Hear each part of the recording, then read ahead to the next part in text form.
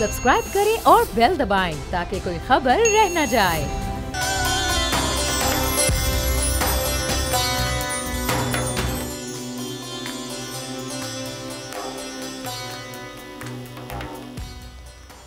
बिस्मिल्लाहिर्रहमानिर्रहीम। अस्सलामु अलैकुम। शुरू करेंगे अल्लाह के नाम से।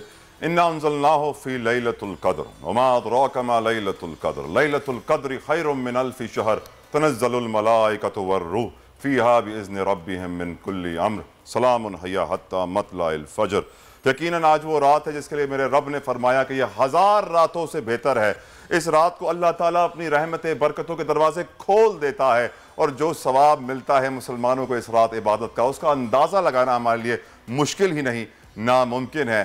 उम्मीद करता हूँ और ये दुआ करता हूँ अपने रब से कि हम तमाम मुसलमान भाइयों को आज लैलतुल कदर की रात नसीब हो।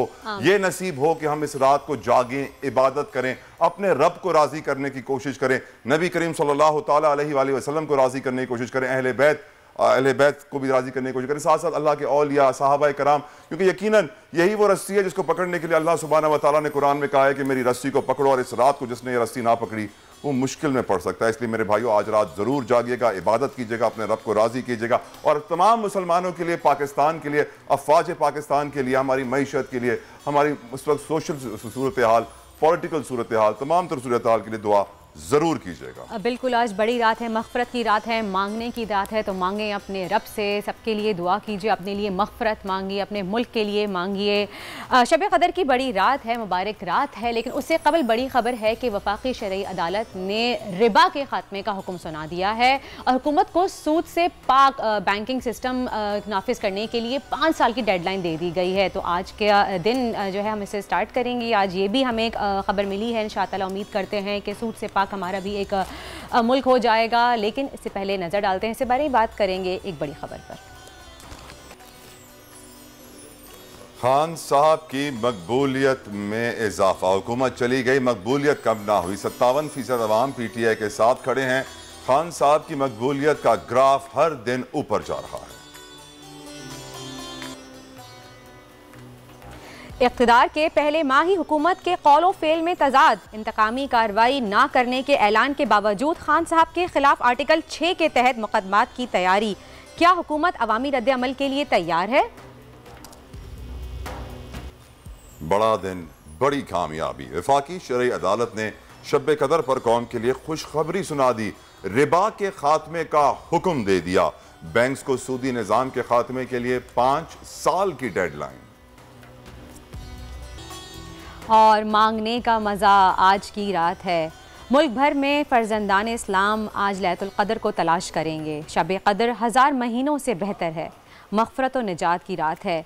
जलालुल क़द्र और नुज़ूल कुरान की रात है। शब कदर की मुनासबत से हम पहली बात करेंगे। और आज PTI यौम दुआ भी मना रही है कि यकीनन उनके लिए भी अब दुआ की बहुत ज़रूरत है। खान साहब अमली तौर पर भी मुतहर्रिक है, पंजाब के मुख्तलिफ शहरों का दौरा कर रहे हैं। और आज ही एक सर्वे भी सामने आ गया है जिसके मुताबिक पाकिस्तान के 57% अवाम खान साहब के बयानिए इम्पोर्टेड हुकूमत नामंजूर के साथ खड़े हैं। मुख्तसरन PTI की हुकूमत के खात्मे के बाद से खान साहब की मकबूलियत मुसलसल कंटिन्यूसली बढ़ती जा रही है। और शायद यही वो प्रेशर है जिसकी वजह से हुकूमत ने तीसरी मरतबा पेट्रोल की कीमतें बरकरार रखने का फैसला किया, जबकि IMF का बहुत प्रेशर है। लेकिन दूसरी जानिब हुकूमत खान साहब की इस बढ़ती मकबूलियत के बावजूद उनके खिलाफ आर्टिकल 6 के तहत कार्रवाई की तैयारी में इस वक्त मसरूफ है। तमाम तर लीगल टीम इस वक्त मुस्लिम लीग नून की तैयारियां कर रही है कि किस तरीके से PTI पर, इमरान खान पर, जो उन्होंने आइन तोड़ा था जब वोट ऑफ नो कॉन्फिडेंस नहीं कराया गया था असेंबली में, उसके खिलाफ कार्रवाई की जाए आर्टिकल 6 के तहत। और तमाम तर लीगल टीम सर जोड़कर बैठ गई है। अवामी रद्द अमल कितना शदीद है ये हम सब देख रहे हैं, ट्रेंड्स अभी तक चल रहे हैं। क्या हुकूमत इस रद्द अमल के लिए तैयार है?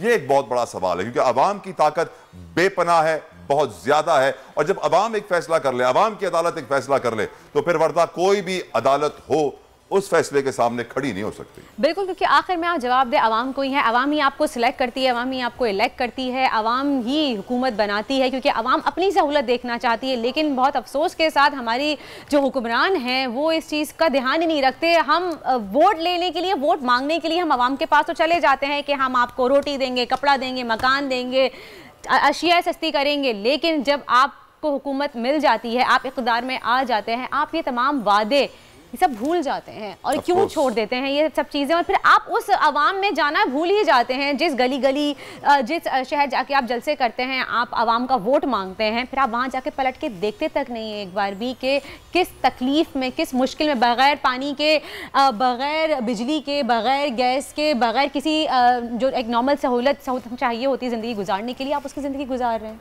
साथ साथ वर्दा हम पॉलिटिक्स को तो हमेशा डिस्कस करते ही रहते हैं, आज भी कर रहे हैं। कराची में बड़ी हीट वेव इस वक्त चल रही है। रोज़ेदार जो हैं वो उनका खास ख्याल रखें अपने बॉडी टेम्परेचर का।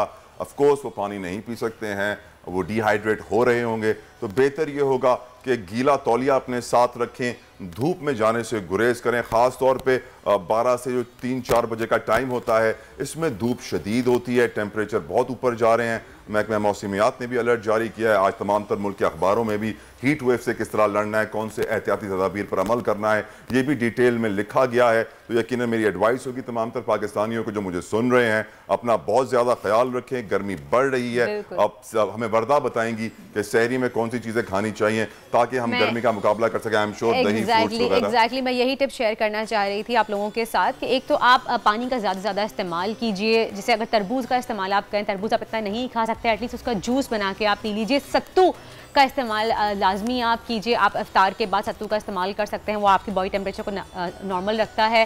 साथ साथ आलू बुखारे का शरबत हमने बनाना सिखाया भी है आपको, अगर आप देखें तो काफ़ी इंटरनेट पे आपको मिल भी जाएगा, आप वो ले सकते हैं। और साथ साथ कोशिश कीजिए कि अगर खुदा ना खासा किसी को लू लग रही है या हीट वेव का खतरा है, तो आप उसको प्याज के पानी के चंद कतरे पिला दीजिए, तो इंशाअल्लाह फाका होगा। इससे गैस्ट्रो भी जो है वो आप उससे बच सकते हैं, गैस्ट्रो के मर्ज से भी। राइट, आज यौम दुआ मनाया जा रहा है पाकिस्तान तहरीक इंसाफ की तरफ से। यकीनन उनको इस वक्त दुआओं की सबसे ज़्यादा ज़रूरत है, इस पूरे मुल्क को दुआओं की ज़रूरत है, इसमें कोई शक नहीं है। लेकिन पॉलिटिकल क्राइसिस इस वक्त उरूज पे हम देख रहे हैं। मुस्लिम लीग नून आर्टिकल 6 के तहत PTI पे कार्रवाई करने की तैयारी कर रही है, खासतौर पर इमरान खान के ऊपर। ऐसे में बहुत ज़रूरी है कि यौम दुआ हम सब मनाएं, मिलकर आज रात इबादत करें और मुल्क को कौम के लिए दुआ करें कि हमारे समाजी, सियासी और मुआशी हालात बेहतरी की तरफ जाएं। और अब हम चलेंगे वर्दा के पास, क्योंकि वर्दा जाएंगी सितारों का हाल जानने।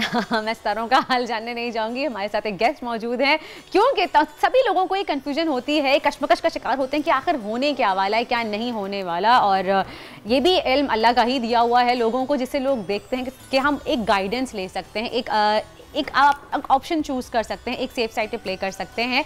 तो हमारे साथ मौजूद हैं टैरो कार्ड रीडर उनसा शाह, उनसे बात करेंगे और पूछेंगे कि भाई आखिर ये मामला क्या है। जिस तरह से खान साहब की मकबूलियत बढ़ती ही जा रही है, तो एक सर्वे के मुताबिक हमें पता चला है कि 97% लोग इमरान खान के बयानिए के साथ हैं, जबकि हुकूमत आर्टिकल 6 के तहत कार्रवाई का इरादा रखती है। तो क्या सितारे क्या कहते हैं कि अवामी रद्द-ए-अमल क्या होगा और क्या मौजूदा हुकूमत के लिए क्या चीज़ सही रहेगी? तो जी बताइएगा उनसा, क्या कहेंगी? वालेकुम अस्सलाम, कैसी हैं उनसा? उनसा मुझे थोड़ा सा लाउड कहेंगी, मुझे आपकी आवाज़ बिल्कुल भी नहीं आ रही है। अगर थोड़ा लाउड कहेंगी आप तो शायद मैं सुन सकूं क्लियरली। वालेकुम अस्सलाम, लेकिन आई एम रियली सॉरी, मुझे आपकी आवाज़ नहीं आ रही। अगर हमारे व्यूवर्स सुन सकते हैं तो कंटिन्यू कीजिए अगर आवाज़ आ रही है तो, क्योंकि मुझे क्लियरली थोड़ी सी आपकी आवाज़ नहीं आ रही है। आपने मेरा सवाल सुना? जी,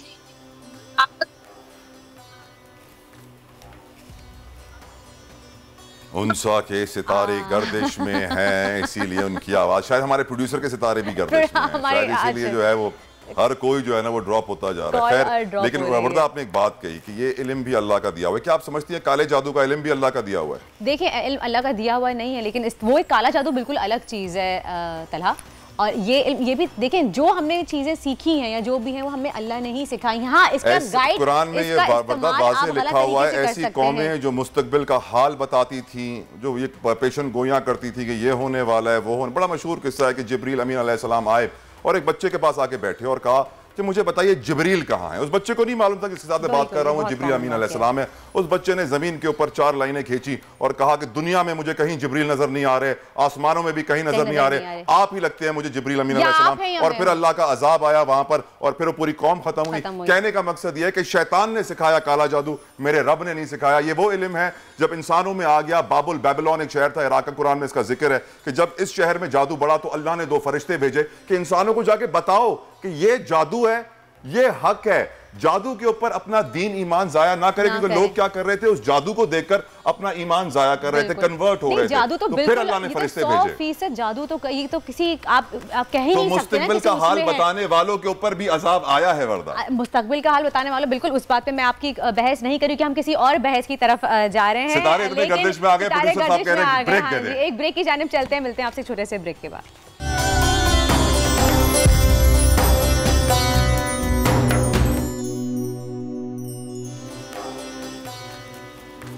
वेलकम बैक टू दुनिया बोले रमजान स्पेशल। और अब वर्दा में ले चलेंगी सितारों की जानिब। हाँ, क्योंकि सितारे शायद मिल गए हैं थोड़े बहुत, तो उनसा हमारे साथ लाइन पे दोबारा से मौजूद हैं, हम उनसे बात करते हैं। अस्सलाम वालेकुम उनसा।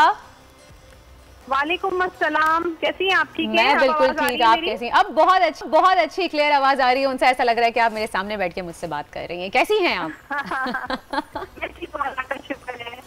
अच्छा, उनसे आपने मेरा सवाल सुना था, मैं सवाल रिपीट भी कर देती हूँ क्योंकि हम ब्रेक के बाद वापस आए। जिन लोगों ने हमें अभी ज्वाइन किया उनको पता चल जाए कि मैं क्या पूछना चाह रही हूँ आपसे।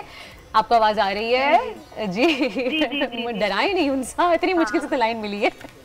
अच्छा, उनसे ये बताइए कि 97% लोग जो हैं वो इमरान खान के बयानिए के साथ हैं, यानी कि उनको सपोर्ट करते हैं, ठीक है, जबकि हुकूमत आर्टिकल 6 के तहत कार्रवाई का इरादा रखती है। तो आपको क्या लगता है कि सितारे क्या कहते हैं कि अवामी रद्द-ए-अमल क्या होगा और मौजूदा हुकूमत के लिए ये हालात क्या साबित होंगे, किस तरह की पेशरफ्त रहेगी? देखिए, मैं हमेशा जितनी भी मैंने प्रेडिक्शंस की हैं वो हमेशा यही कहा है कि किंग और क्वीन का कार्ड आता है हमेशा खान साहब के लिए, और आज भी बड़ी 9 ऑफ कप का कार्ड है, और कप का कार्ड ना जो है वो आता ही आता है खान साहब के लिए। जब भी उठाते हैं कार्ड ही आता है। जी, तो आज भी जो मैं कार्ड शो तो नहीं कर पा रही हूँ, लेकिन आपको बता रही हूँ कि 9 ऑफ कप का कार्ड है, और ये मकबूलियत जो है वो आगे बढ़ती भी जाएगी। और जो है रमज़ान के बाद यानी कि ईद के बाद जो है इनके जो है ना पॉलिटिकल एक्टिविटीज में काफी ज्यादा स्पीड आ जाएगी। लोगों में मकबूलियत मुझे दिन ब दिन बढ़ती हुई नजर आ रही है। ये सारी चीजें जो हैं वो गवर्नमेंट के लिए, हुकूमत के लिए बहुत मुश्किलात खड़ी होती हुई नजर आ रही हैं, लेकिन हुकूमत भी जो है वो बड़े जो है ना मुकाबला करती हुई नजर आ रही है। हुकूमत अब कहाँ नजर आ रही है? हार मानने वाली नहीं है। लेकिन अंसा ये बताएं कि हुकूमत के लिए कितना टफ टाइम है, क्योंकि जो हालात हम देख रहे हैं कि IMF प्रेशर कर दे रहा है कि आप पेट्रोल की कीमतों में इजाफा करें, लेकिन कीमतें नहीं बढ़ाई जा रही हैं। तीसरी दफ़ा ये चीज़ को छोड़ा गया है कि भाई अब कीमतें उतनी ही रहेंगी। तो क्या आपको लगता है कि ये इमरान खान साहब की मकबूलियत, क्या ये खौफ है या फिर ये वजह क्या है? क्या ये चाह रहे हैं कि भाई आवाम फिर इनके अगेंस्ट ना हो जाए? क्योंकि इसी बात का नारा लगा के तो ये लोग आए थे। तो हुकूमत के लिए कितना टफ है और कितना चैलेंजिंग है उनके लिए इन तमाम सूरत हाल में डील करना? देखिए, सबसे बड़ा जो कार्ड है वो अवाम का कार्ड है। किंग ऑफ वॉन्ट्स का आज जो कार्ड आया है वो अवाम के लिए, यानी कि अवाम की बहुत ज्यादा दबाव है, बहुत ज्यादा जो है पावर है इस वक्त। जो है अवाम जो है ना इस वक्त बहुत पावरफुल हुई हुई है, बहुत स्ट्रांग हुई हुई है। तो अवाम जो जिस तरीके से रुख मोड़ेगी उसी तरीके से जो है वो हुकूमत में चेंजेस भी आ सकते हैं। और दूसरा ये है कि जहाँ तक महंगाई और IMF के दबाव का, वो दबाव तो रहेगा। यही तो मैं कह रही हूँ कि इस हुकूमत को बेपनाह चैलेंजेस का सामना करना पड़ता रहती है। इनकी चैलेंजेस इनके लिए बरकरार रहेंगे, बैरूनी चैलेंजेस भी होंगे, और यहाँ के जो अंदरूनी जो मुल्क के पॉलिटिकल चेंज जो है दबाव है वो भी होगा, और उसके साथ साथ जो है अवाम का प्रेशर भी होगा।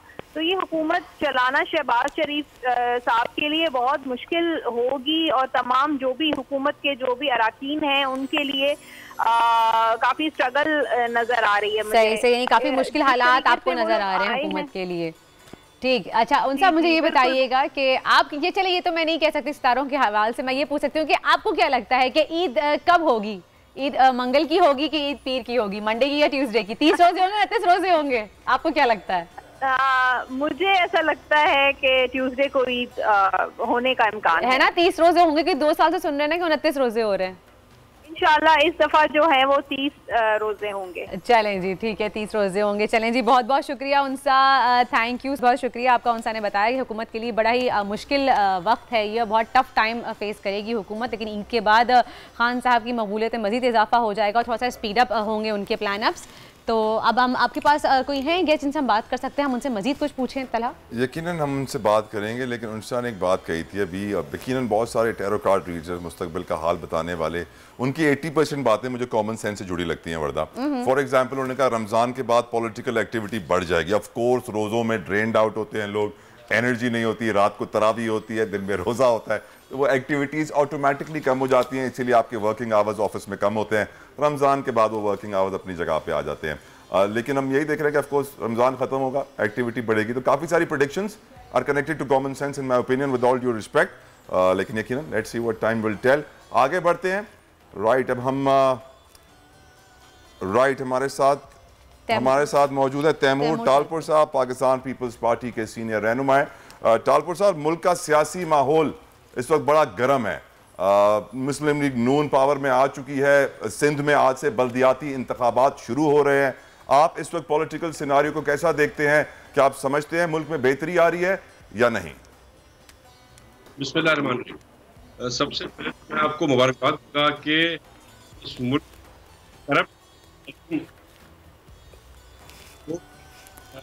करप्शन पोस्टिंग ट्रांसफर में की, उसकी तो खैर बात छोड़ दें, पर तालपुर साहब की आवाज़ नहीं आ रही। आई थिंक थोड़ा टेक्निकल इशू है यहाँ पे भी तलहा, शायद। Right, and will try to get back. I think internet के कुछ इशूज चल रहे हैं जिसकी वजह से ऑडियो सही तरह टालपुर साहब की हमारे तक नहीं आ पा रही है। लेकिन अवाम का रद्द-ए-अमल बढ़ता जा रहा है, पोल्स इमरान खान के फेवर में आ रहे हैं, टॉप ट्रेंड्स से इमरान खान निकल नहीं रहे हैं, इंपोर्टेड हुकूमत नामंजूर का ट्रेंड चल रहा है, तो सियासी माहौल बड़ा गर्म है। सिंध में आज से फेज 1 शुरू हो रहा है बल्दियाती इंतखाबात का। तैमूर टालपुर साहब, विल ट्राई अगेन, प्लीज बताइएगा, continue from where you started sir, please.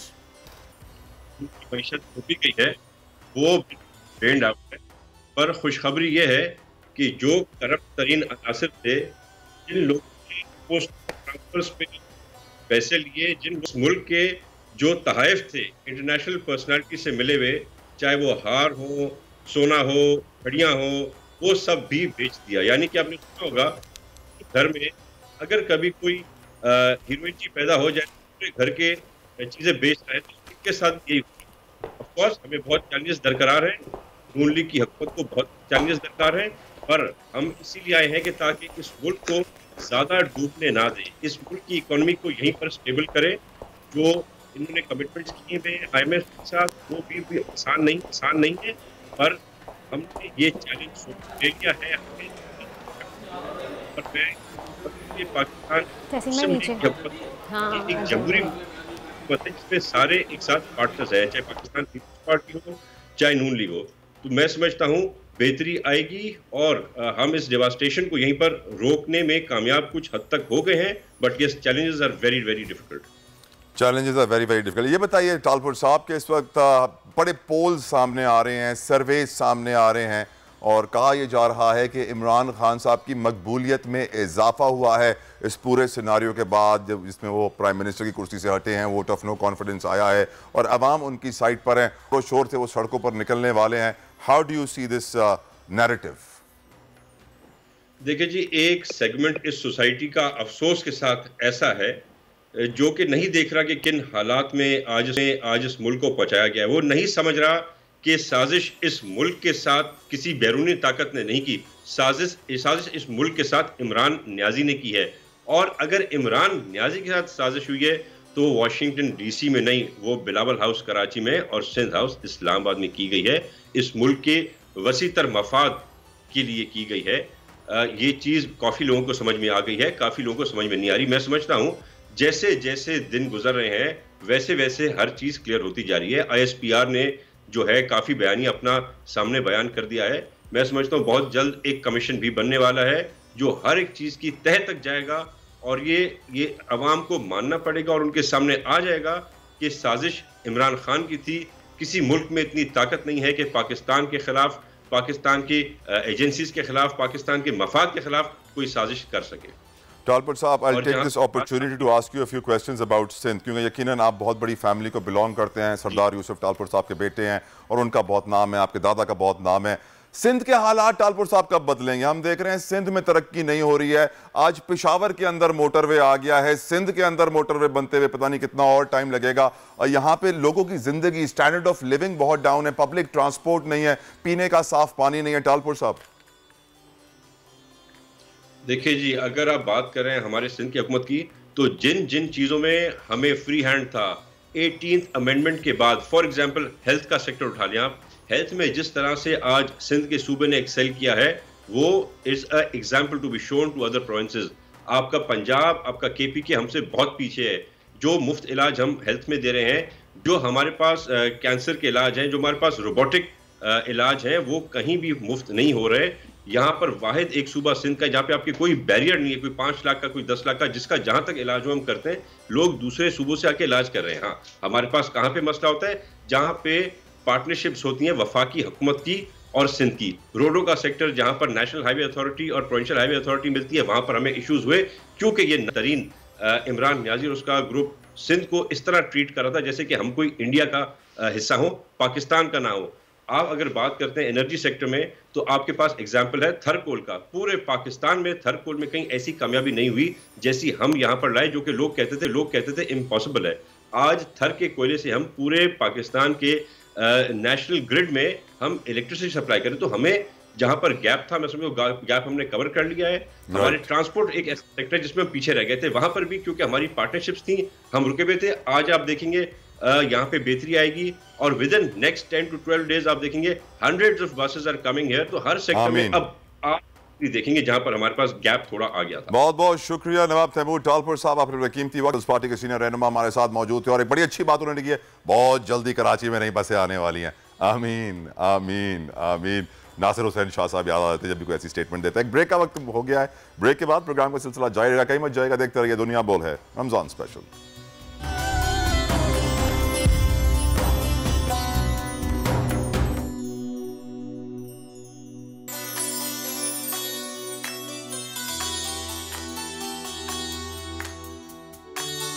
This segment is brought to you by Dalda लाया इस रमजान, ज्यादा बरकत ज्यादा बचत। डालडा।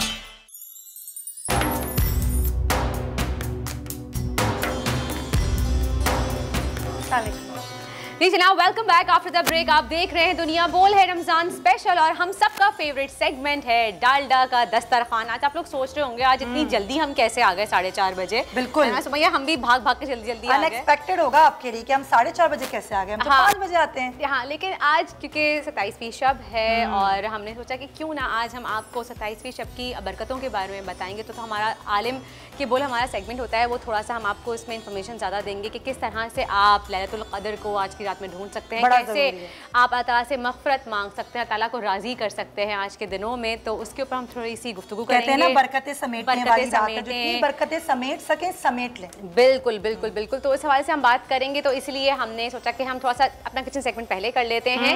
और हमारी गेस्ट भी हमारे साथ मौजूद हैं, हमेशा हम आपके लिए लेके आते हैं आपके मसाइल से रिलेटेड, ताकि ईद से पहले जितने भी आपके इशूज हैं वो सॉर्ट आउट हो जाए। और ना सिर्फ ईद के बाद जो इश्यूज रहते हैं जरा उन पे भी बात हो जाए। तो डॉक्टर आमना साहिबा हमारे साथ मौजूद हैं, न्यूट्रिशनिस्ट हैं, कंसल्टेंट हैं और सबसे बढ़ के वेट लॉस कंसल्टेंट हैं, न्यूट्रिशनिस्ट हैं। आपको हम वेलकम कहते हैं।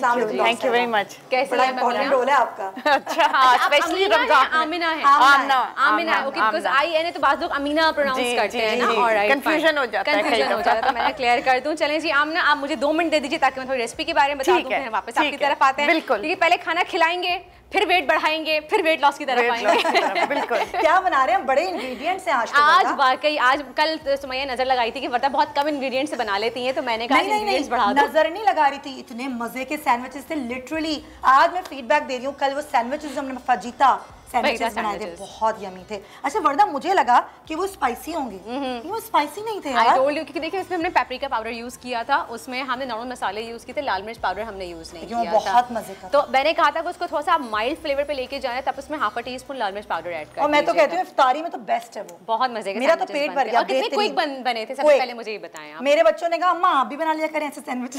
बोले बनाएंगे। चलें। अच्छा जी, आज बहुत से लोगों की रिक्वेस्ट थी, बेतहाशा मेरे पास रिक्वेस्ट आ रही रही थी, रमज़ान से पहले से भी रिक्वेस्ट आई थी। मेरे कुछ व्यूअर्स हैं दूसरे टेलीविजन के जहाँ मैं पहले होती थी, वो भी मुझसे रिक्वेस्ट कर रहे थे कि प्लीज़ दम का कीमा बनाना सिखाइए। तो फाइनली आज मैं दम का कीमा बनाना सिखा रही हूँ आप लोगों को घर के मसालों से। अच्छा, मैं चाहती मैं मेहरान का पैकेट भी यूज़ कर सकती थी, लेकिन मैंने कहा कि घर के मसालों से किस तरह से आप दम का कीमा बना सकते हैं। तो यहाँ मैं मेहरान के सारे स्ट्रेट स्पाइसेस इस्तेमाल कर रही हूँ, यानी कि नमक, मिर्च, धनिया, ज़ीरा, ये इस्तेमाल कर रही हूँ, लेकिन बना मैं अपने तरीके से रही हूँ। सबसे पहले मैं आपको बता दूँ कि किस तरह से बनाते हैं। बहुत आसान है बनाना। 1 किलो कीमा ले लीजिए आप, मैंने बीफ का लिया है मिन्स, 1 किलो बारीक मशीन से पिसा हुआ। आप इसका कलर देख सकते हैं चेंज है, क्योंकि इसमें मैंने 2 टेबल स्पून उसका कच्चे पपीते का पेस्ट लगा के इसको रख दिया था। और ये कब तक रखा आपने? ये आप ओवरनाइट रख लें। लेकिन जो मसाला मैं आपको बनाना बता रही हूँ, आप ये ओवरनाइट रखें तो ज़्यादा अच्छा टेस्ट आता है। ठीक हो गया। दम के कीमे का, ठीक है, तरीका ही यही है। या फिर कम से कम भी 3 से 4 घंटे रखना लाजमी है, क्योंकि वो जो रेशा होता है ना कि गला हुआ पूरा कीमा आपका, और ये ईद के तो दावतों का बेस्ट आइटम होता है, ये जान होती है दम का कीमा खास तौर पे। तो मैं आपको पहले इसके इंग्रेडिएंट्स बता दूंगी किस तरह से हमें भुनाई करनी है इनकी, फिर उसके बाद पहले मसालों की भुनाई करेंगे जी, और फिर तमाम दही और ब्राउन प्याज के साथ मिक्स कर देंगे। मुझे बता दीजिए। आप 2 टेबल स्पून धनिया लीजिए। 2 टेबल स्पून? हाँ जी, 2 टेबल स्पून धनिया। ठीक हो गया। साबुत धनिया लेना है, ठीक है। 2 से 3 अदद मैंने छोटी इलायची ले ली है। यहाँ पे 1 किलो कीमे का मैं रेशो बता रही हूँ आपको, सही है। अच्छा, मेरे पास यहाँ पे साबुत गोल मिर्च है 4 से 5, ये ले लीजिए आप। इसको भी हम भून लेंगे क्योंकि फिर हमें इसको ग्राइंड करना है। अच्छा, मेरे पास है यहाँ पे अच्छा भुने हुए चने, अगर आपके पास हैं तो आप वो ले लीजिए, वरना फिर आप बेसन ले सकते हैं, उसको भी आप तवे पे डाल के। जी, ये बेसन है 2 टेबल स्पून बेसन। हम हल्का सा भून पैन में जी। अच्छा, उसके बाद खसखस लेते हैं। अगर खसखस आप लोगों के पास अवेलेबल नहीं है घर पे, तो मीठा बनने वाला है, बादाम हर किसी के घर पे मौजूद होते हैं, तो 7 से 8 दाने आप बादाम के ले लीजिए, ठीक है। ये 7 से 8 दाने हमने बादाम के ले लिए, इसको भी भून लेना है, इसका भी एक अच्छा सा फ्लेवर आएगा, ठीक है। मेरे पास है यहाँ पे काला जीरा 1 टीस्पून। अच्छा, काला जीरा अलग होता है, सफ़ेद जीरा अलग होता है, मैं ये बात बता दूं। सफ़ेद जीरा हमने लेना है 1 टीस्पून भर के, और दोनों जीरे जाएंगे जी, दोनों जीरे जाएंगे, ठीक है। अब इसको हम भून लेंगे। भूनने के बाद इसको ग्राइंडर में हम ग्राइंड करेंगे, और उसके बाद दही में मिक्स करके लहसुन अदरक का पेस्ट, नमक, लाल मिर्च पाउडर, लेमन जूस और ये प्याज ग्राइंड करके अच्छे से कीमे को भून लेंगे। ये मैं आपको दिखाऊंगी किस तरह से करेंगे, ठीक है जी। अब हम चलते हैं आमिना के पास चलते हैं जी। जी डॉक्टर साहब, अभी आप हमें ऑफ एयर बता रही थी कि मेरे पास बड़ी ख़वातीन आई होती हैं ना रमज़ान के बाद और ईद के बाद, क्योंकि अभी हमने पूरी बतहतियाती की होती है रमज़ानों में, पकौड़े, समोसे, फ्राइंग आइटम्स, फिर होती हैं जी ईद की दावतें, और उसमें भी यही सब मुरक्कन खाने होते हैं। बिल्कुल। कैसे बैलेंस करें अपनी डाइट को, अपनी हेल्थ को, क्या करें? अच्छा, बेसिकली देखिए, हमारे यहाँ खाने का शौक तो बहुत ज़्यादा होता है, ठीक है ना, लेकिन हम ये रियलाइज़ अगर कर लें कि जो हम खा रहे हैं वो क्या खा रहे हैं, और हम अगर सोच समझ के खाएं और कितना खा रहे हैं और प्लेट में कितना डाल रहे हैं, दोबारा हेल्पिंग ले रहे हैं या नहीं ले रहे हैं, और उसके बाद पानी पी रहे हैं, एक्सरसाइज कर, जो और चीज़ें जो साथ करनी हैं अपने वेट को मेंटेन करने के लिए। मैं यहाँ पे अभी वेट लॉस की मैं बाद में बात करूँगी, बट इस वक्त अगर आपने सिर्फ मेंटेन करना है तो क्या क्या चीज़ें हैं, और मैं ये बताना चाहूँगी कि जो खाना है ना वो आपकी मेडिसिन है। ये नहीं कि इस गोली से इतना सारी पानी निकल जाएगा सारे आपके सिस्टम से, किडनीज डैमेज हो जाएंगी। लोग ये नहीं समझते, इट्स मैजिक पिल नहीं है कि ये गोली खा लें, ये इंजेक्शन ले लें, कीटो कर लें, पेलियो कर लें, साउथ बीच कर लें, ये सब एक गेम है। जो ओवरनाइट होती है ना ख्वाहिशात खवातीन की डॉक्टर के पास जाके, एग्जैक्टली। तो एक लॉन्ग टर्म सस्टेनेबिलिटी की तरफ अगर हम अच्छी हेल्थ, लॉन्जेविटी, लंबी जिंदगी, सेहतमंद जिंदगी, खुशहाल जिंदगी, ये सारी चीज़ें आएंगी कि आपकी सारी ग़िज़ा क्या है, और किस तरीके से आप उसको खा रहे हैं और बना रहे हैं, और किस तरीके से ऑयल का इस्तेमाल कर रहे हैं। जैसे कि डालडा कुकिंग ऑयल जो है, जी, ये बहुत कोलेस्ट्रॉल फ्री ऑयल है जी, जो कि बहुत मैं खुद अपने पेशेंट्स को रेकमेंड करती हूँ, क्योंकि ऑब्वियसली ऑयल का कम इस्तेमाल हो, और अगर वो ऊपर से कोलेस्ट्रॉल वो हेल्दी भी हो जाता है। तो बनास्पति भी जो है वो 0.5% से भी कम इसमें ट्रांस फैट है, राइट, एग्जैक्टली। सो हेल्दी, ये बेसिस ये है कि हेल्दी ऑयल का इस्तेमाल करें, सब्जियों का इस्तेमाल करें, कम गोश्त का इस्तेमाल करें, और देखें और जो खा रहे हैं, अगर जंक फूड और प्रोसेस्ड फूड खा रहे हैं तो उसको देखें वाकई ये हमें फायदा देगा? सही बात। हम एक बाइट उसकी ले लें, लेकिन पूरी चीज खाने में वाकई, लेकिन वो जो जुबान का टेस्ट होता है उसकी खातिर जो अपने सारे हेल्थ के निजाम को इतना नुकसान पहुंचा देते हैं, नुकसान पहुंचाते हैं, और उसके बाद सफर हम ही करते हैं। सही बात है। और फिर न्यूट्रिशन पूरी पहुंचना, बॉडी को राइट पहुंचना, ये बड़ा जरूरी है। डॉक्टर साहिबा से आप सवाल भी कर सकते हैं। डॉक्टर आमना साहिबा हमारे साथ मौजूद हैं, बड़ी मारूफ जो है वो हॉस्पिटल्स में होती हैं, न्यूट्रिशनिस्ट हैं और आपका वेट लॉस कंसल्टेंट हैं। तो अगर आप उनसे सवाल करना चाहते हैं तो आपको हमारी स्क्रीन पर नंबर दिखाई देगा, आप उस नंबर पर कॉल कीजिए और डॉक्टर साहिबा से आप जो सवाल करना चाहें आप वो कर सकते हैं, अपनी हेल्थ से मुतालिक, अपनी डाइट से मुतालिक, अपने वेट लॉस अगर आप सोच रहे हैं तो कोई भी चीज़ ओवरनाइट नहीं होती। बिल्कुल, एब्सोल्युटली ओवरनाइट नहीं होती। और मैं आपको बताऊं, हमारी बॉडी के अंदर करोड़ सेल्स हैं, उन हर सेल्स को न्यूट्रिशन देनी है, और अगर आप उन सेल्स को न्यूट्रिशन नहीं देंगे तो वो सेल्स क्या होंगे, वो बेसिकली आपसे नाराज हो जाएंगे, और वहीं से बीमारी और ये चीज़ें जो हमें सताती हैं, एसिडिटी, गैस, ब्लोटिंग, हर चीज़ वहाँ से शुरुआत होती है। डॉक्टर साहब, आजकल एक छोटी लड़कियों में, लड़कों में बड़ा मसला हो रहा है, बीपी लो, और बहुत छोटी उम्र में डायबिटिक हो जाते हैं क्योंकि प्रॉपर डाइट नहीं ले रहे होते हैं, गज़ा नहीं ले रहे होते हैं। आजकल बच्चे रोज़ा रखते हैं और एकदम फेंट हो जाते हैं, तो क्या है? बिकॉज वो अपनी ऑलरेडी अपनी जो रमज़ान शुरू होने से पहले वो अपनी सेहत को डिप्राइव कर रहे होते हैं ऑफ मेजर न्यूट्रिएंट्स। वो डाइट कर रहे होते हैं या वो प्रोसेस्ड फूड ज़्यादा खा रहे होते हैं, जंक फूड ज़्यादा खा रहे होते हैं। उससे क्या होता है कि न्यूट्रिएंट डिफिशिएंट हो जाते हैं, बॉडी न्यूट्रिएंट से महरूम हो जाती है। जब महरूम हो जाती है तो वो फिर आगे जाके वो इस तरह स्टेम आउट होते हैं टाइप 2 डायबिटीज़ में, लो बीपी में, ये सारी मुख्तलिफ ये सारे मामला हो जाते हैं। सर दर्द जो बहुत ज़्यादा कॉमन है वो इसी वजह से, बिकॉज आप अपने सेल्स को गलत चीज़ फीड कर रहे हैं जो कि चीनी से भरी हुई है, प्रोसेस्ड फूड, जो पैकेट फूड जो होता है वो प्रोसेस्ड ही होता है। अच्छा आमना, मुझे ये बताइए कि जो आजकल हमारे यहाँ बहुत ज़्यादा इन हो गया है, कॉमन भी बहुत ज़्यादा हो गया है कि हमने, और अब एक तो सोशल मीडिया पे बहुत ज़्यादा इस चीज़ को प्रमोट किया जाता है कि 10 दिन में वेट लॉस किया, 15 दिन में वेट लॉस किया, आ गया जी, डाइट प्लान आ गया है, आप वेट लॉस कीजिए। तो ये मुझे प्लीज़ बताएंगे कितना नुकसानदेह है। और एक कॉलर भी हमारे साथ हैं, वो भी हम उनसे कोई लाइन पे लेते हैं, फिर आपसे महमूद हसन साहब हमारे साथ। जी महमूद साहब, कहाँ से बात कर रहे हैं आप? कसोवाल से मेरी बेटी बात कर रहा हूँ मैं, कसोवाल जी। क्या सवाल है आपका महमूद साहब? मेरा सवाल बेटा ये है, मेरी प्यारी बेटी, कि मुझे रात को ना इतनी तकलीफ होती है, पाँव में जलन इतनी होती है। पाँव के तलवों में जलन होती है आपको? हाँ जी, तलवों में होती है, तलवों में जलन होती है? हाँ, तलवों में, कभी कभार आंखों में भी, लेकिन ज्यादातर तलवों में।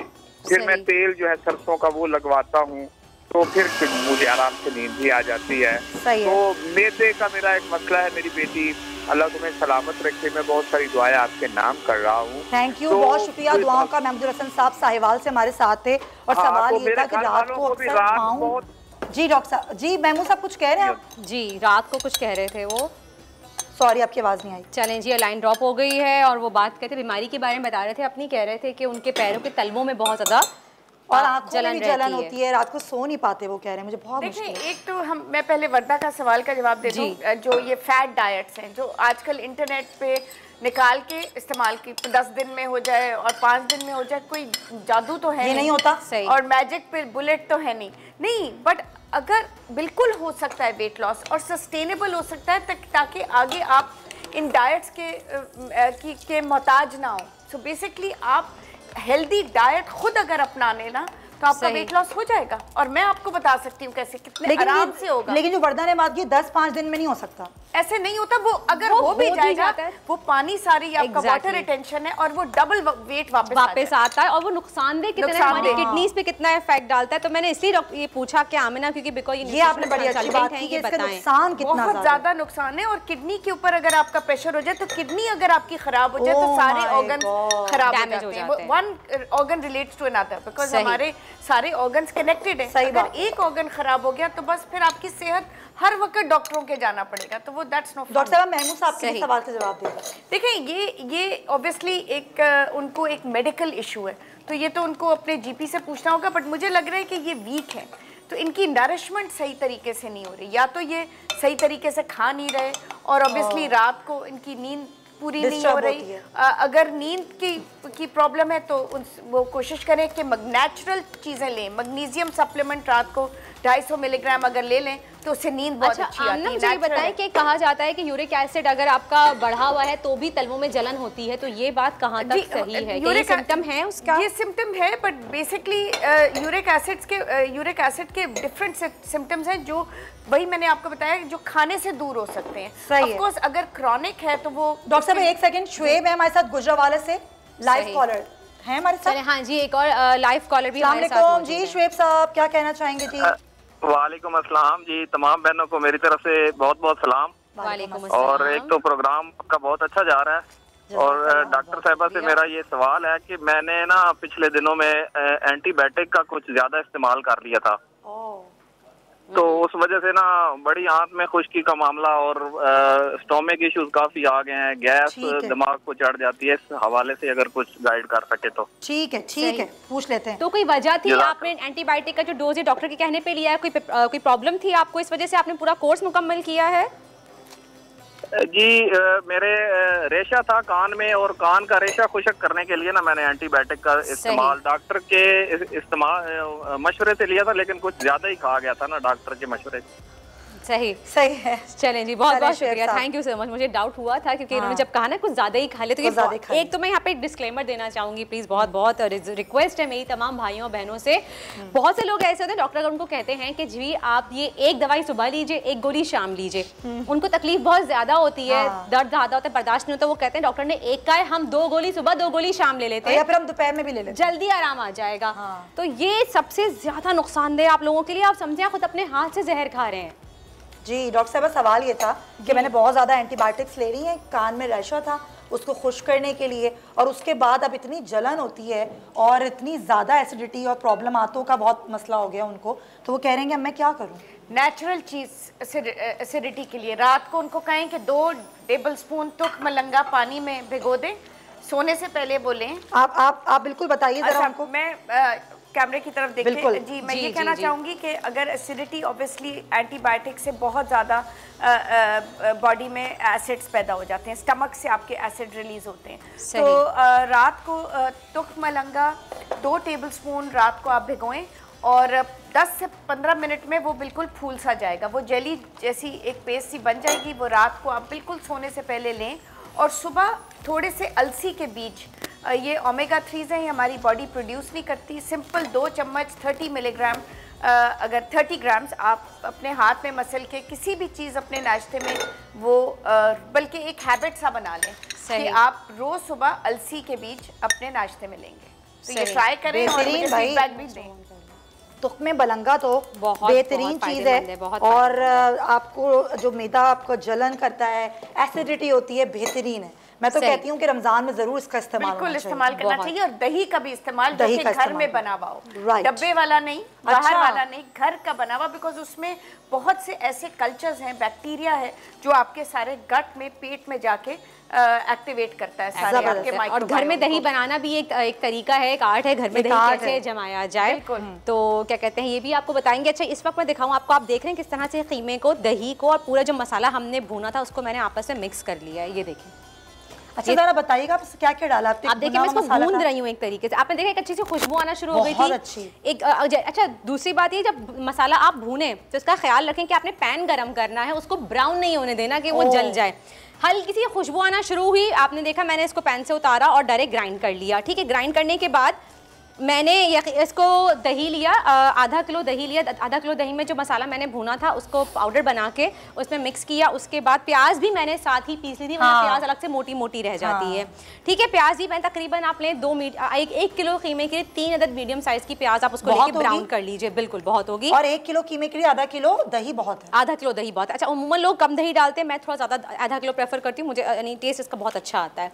ठीक है, इसके बाद इसमें मैंने नमक ऐड किया, हस्बे जायका, लाल मिर्च पाउडर इसमें ऐड किया, मेहरान का 1.5 टेबल स्पून। इसमें क्या डालना है? ठीक है, लहसुन अदरक का पेस्ट डाला इसमें मैंने। इसमें हम डालडा कुकिंग ऑयल अब ऐड करेंगे, गरम करेंगे।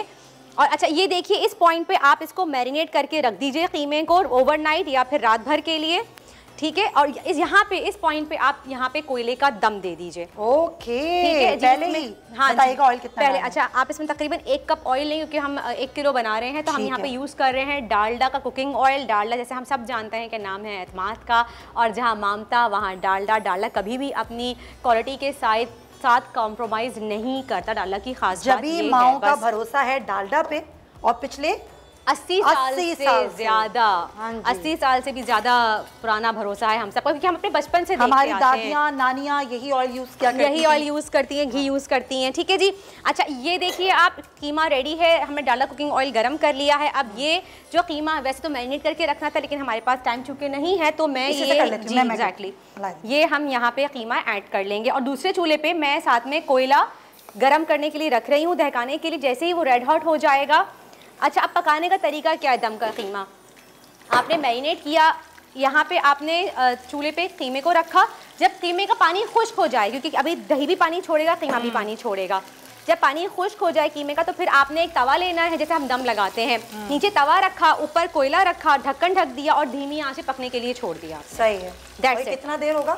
ये टाइम लेता है तकरीबन 45 to 50 मिनट्स लगते हैं इसको दम लगने में, क्योंकि उसी में ये पकता है, ये उसी में पकता है। तेज आंच पे इसको बिल्कुल भुनाई नहीं करनी है इसकी, इसको स्लो फ्लेम पे ही छोड़ना है आपने, और स्लो ये पकेगा। तो शायद मैं इसकी प्रेजेंटेशन आपको आज ना दिखा सकूं, लेकिन रेसिपी मैंने बता दी आपको कि किस तरह से आप ये रेसिपी फॉलो कर सकते हैं और किस तरह से दम का कीमा आप घर में बना सकते हैं घर के मसालों से। क्योंकि बहुत से लोग कहते हैं कि जी चिरौंजी चाहिए, पीपली चाहिए, ये तमाम चीज़ें चाहिए। हाँ। तो इसकी ज़रूरत नहीं है, मैंने आपको ऑल्टरनेटिव्स भी बता दिए हैं, बहुत सिंपल तरीके से, बहुत ही यम्मी किस तरह से आप बना सकते हैं। ठीक है जी, ये हमने इसमें डाल दिया है। इसकी जो गूंदा है आपने, जी इसकी गुंदाई बहुत ज़रूरी, जिस तरह से हम इसको गूंदते हैं वो बहुत ज़रूरी है। ठीक है जी, रेसिपी मैं आपको बता चुकी हूँ किस तरह से है। कल बाकी आके हम इसको कंटिन्यू कर लेंगे, कोई सवाल हो तो आप कल भी पूछ सकते हैं। और इस वक्त हुआ है एक ब्रेक का। का बहुत शुक्रिया अदा करेंगे, बहुत शुक्रिया आपका डॉक्टर साहिबा, टाइम निकाला आपने। बहुत शुक्रिया। चलें जी, थैंक यू सो मच, बहुत बहुत शुक्रिया जी।